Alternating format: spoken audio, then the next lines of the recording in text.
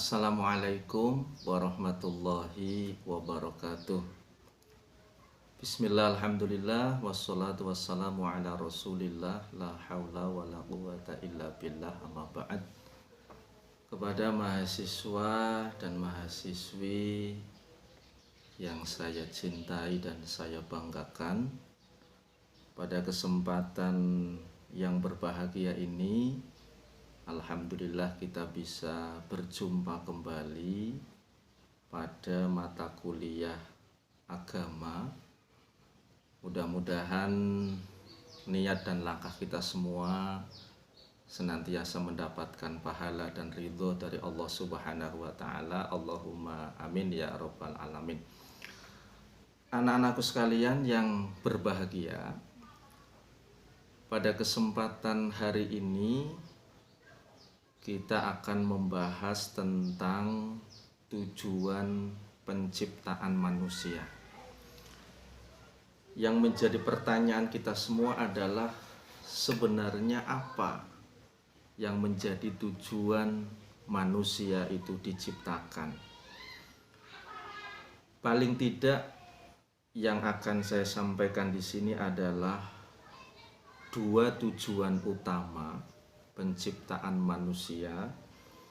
Ini sesuai dengan yang diinformasikan oleh Allah Subhanahu wa Ta'ala di dalam Al-Quran surat Ad-Dariyat ayat 56 yang berbunyi, A'udzu billahi minasyaitonir rajim, bismillahirrahmanirrahim, wa ma khalaqtul jinna wal insa illa liya'budun.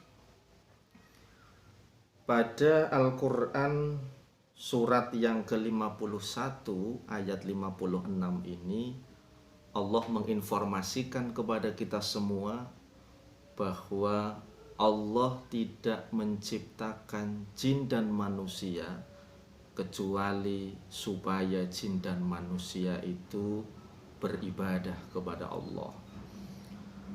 Dari ayat ini kita memahami bahwa kita sebagai seorang manusia, kita sebagai manusia itu diciptakan oleh Allah adalah supaya kita menyembah kepadanya. Artinya bahwa tujuan penciptaan manusia adalah supaya kita mau beribadah, supaya kita mau menyembah, kita mau mengabdi kepada Allah Subhanahu wa Ta'ala. Karena kita sebagai manusia tentu harus banyak bersyukur kepada Allah Subhanahu wa Ta'ala, karena kita telah diciptakan dengan begitu sempurnanya, diciptakan oleh Allah, maka sudah selayaknya dan sudah sepantasnya kita mau menyembah dan mengabdi kepada Allah Subhanahu wa Ta'ala. Namun yang perlu kita pahami bersama adalah jangan sampai kita pahami yang namanya beribadah itu hanya sholat, puasa, zakat, haji, dan lain sebagainya. Tetapi ibadah di sini adalah bisa kita klasifikasikan menjadi dua. Ada ibadah mahdhoh dan ada ibadah ghairu mahdhoh. Ibadah mahdhoh itu adalah ibadah ritual. Sedangkan kalau ibadah ghairu mahdhoh itu adalah ibadah sosial.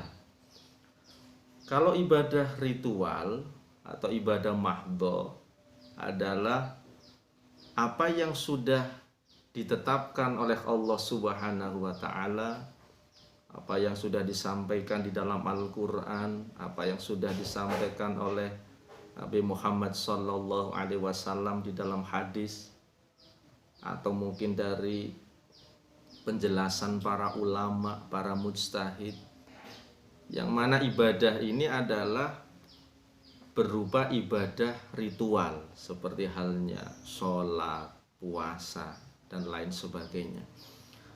Sedangkan ibadah ghairu mahdhoh adalah ibadah sosial. Ibadah sosial di sini adalah segala sesuatu yang memiliki nilai kemanfaatan segala sesuatu yang memiliki nilai kebaikan yang dilakukan semata-mata karena Allah Subhanahu wa taala, ini termasuk ibadah ghairu mahdhah atau ibadah sosial. Mungkin kita bisa menolong orang lain, membantu orang lain, atau amalan-amalan sosial yang lainnya. Ini yang pertama, bahwa tujuan penciptaan manusia tidak lain dan tidak bukan adalah supaya manusia mau menyembah kepada Allah Subhanahu wa taala. Anak-anakku sekalian yang saya cintai dan saya banggakan, kemudian tujuan penciptaan manusia yang kedua.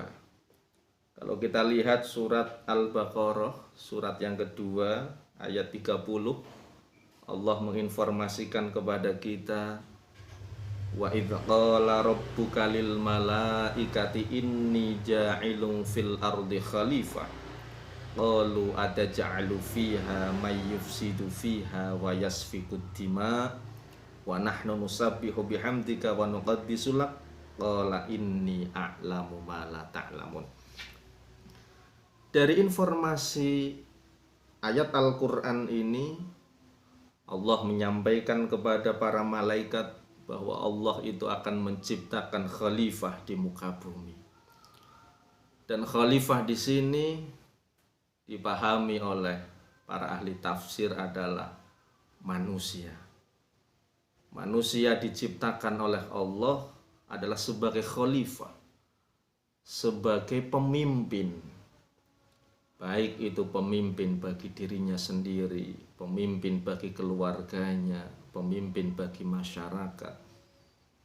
Dan manusia itu sebagai seorang pemimpin akan dimintai pertanggungjawaban oleh Allah Subhanahu wa taala. Ini kita pahami di dalam Al-Qur'an surat yang kedua ayat 30 ini, bahwa manusia sebagai khalifah. Atau khalifah juga dipahami sebagai pengganti. Khalifatullah fil ard. Artinya kita ini mewakili Allah dalam hal sifat-sifatnya. Allah memiliki sifat Rahman Rahim. Allah memiliki sifat kasih sayang.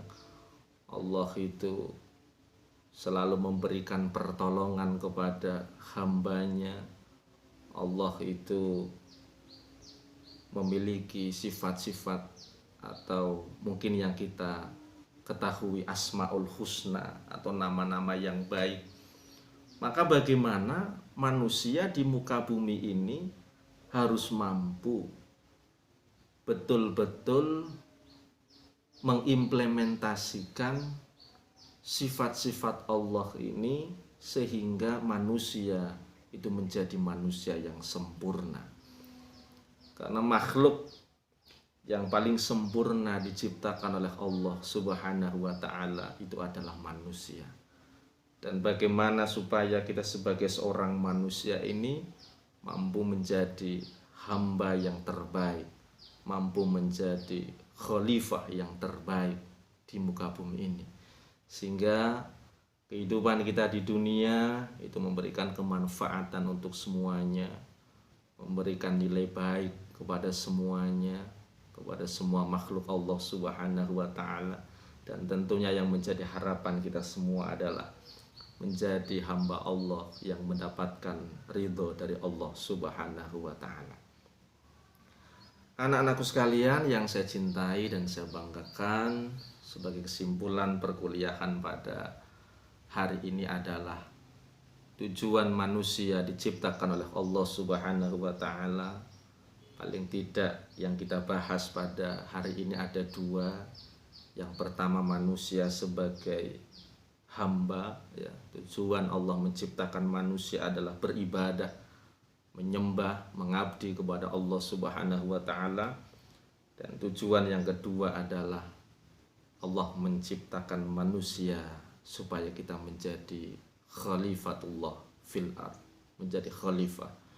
Demikian yang bisa saya sampaikan, mudah-mudahan bermanfaat, dan kita buka tanya jawab di kolom komentar.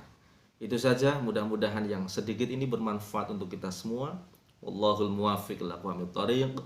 Billahi taufiq wal hidayah war ridha wal inayah. Wassalamualaikum warahmatullahi wabarakatuh.